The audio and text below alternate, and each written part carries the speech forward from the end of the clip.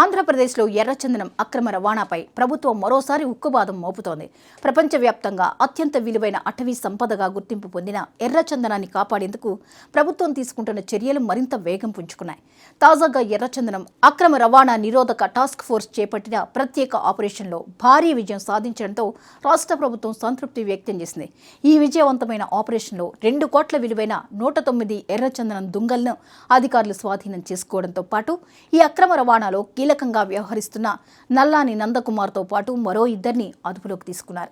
ఈ విజయవంతమైన ఆపరేషన్పై ఉప ముఖ్యమంత్రి పవన్ కళ్యాణ్ స్పందిస్తూ టాస్క్ ఫోర్స్ అధికారులను ప్రత్యేకంగా అభినందించారు. అటవీ సంపదను రక్షించడంలో అధికారులు చూపుతున్న నిబద్ధత ప్రశంసనీయమని కొనియాడారు. అయితే కేవలం దొంగలను స్వాధీనం చేసుకోవడం లేదా కొంతమందిని అరెస్ట్ చేయడం ద్వారా కేసు ముగిసిపోయినట్టుగా భావించవద్దని అధికారులకు స్పష్టమైన ఆదేశాలిచ్చారు. ఈ అక్రమ రవాణా వెనుక పనిచేస్తున్న అసలు సూత్రధారులను గుర్తించి వారి ఆర్థిక నెట్వర్క్ను ఛేదించి కఠిన చర్యలు తీసుకోవాలని సూచించారు. ఎర్రచందనం స్మగ్లింగ్ అనేది సాధారణ నేరం కాదని, ఇది అంతర్జాతీయ స్థాయిలో పనిచేసే సంఘటిత నేర ముఠాల వ్యాపారమని అధికారులు చెబుతున్నారు. అడవుల్లో చెట్లు నరికే వ్యక్తులు కేవలం కూలీలు మాత్రమే. అసలు లాభాలు పొందేది వెనుక ఉన్న పెద్ద స్మగ్లింగ్ నెట్వర్క్.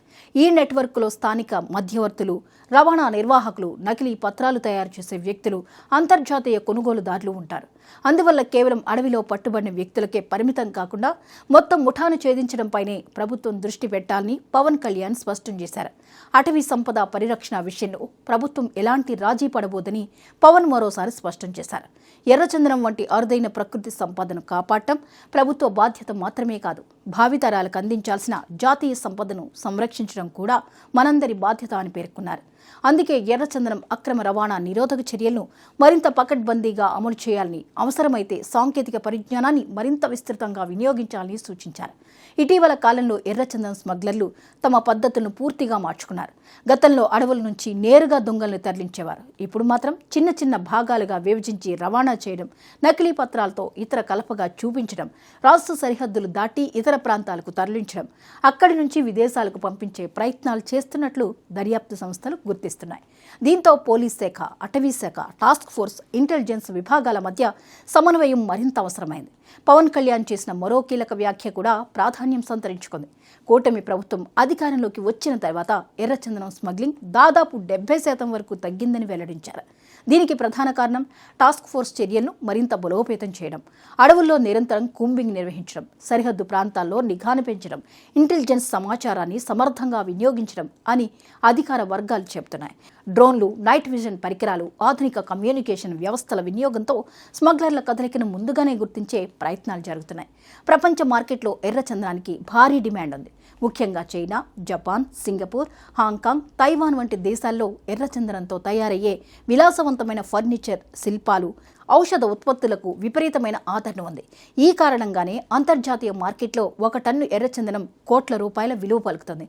ఈ భారీ లాభాలే స్మగ్లర్లకు మళ్లీ ఈ అక్రమ వ్యాపారం వైపు ఆకర్షిస్తున్నాయి.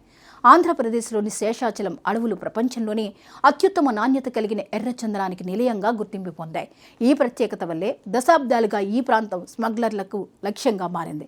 గతంలో ఎన్నోసార్లు భారీ ఎన్కౌంటర్లు, వందల సంఖ్యలో అరెస్టులు, వేలాది ఎర్రచందనం దొంగల స్వాధీనం జరిగినప్పటికీ అంతర్జాతీయ డిమాండ్ కారణంగా ఈ అక్రమ రవాణా పూర్తిగా ఆగలేదు. అందుకే కేవలం పట్టివేతలతో సరిపెట్టకుండా మొత్తం ఆర్థిక వ్యవస్థను ఛేదించాల్సిన అవసరం ఉందని నిపుణులు సూచిస్తున్నారు. ఇప్పుడు ప్రభుత్వం కూడా అదే దిశగా అడుగులు వేస్తోంది.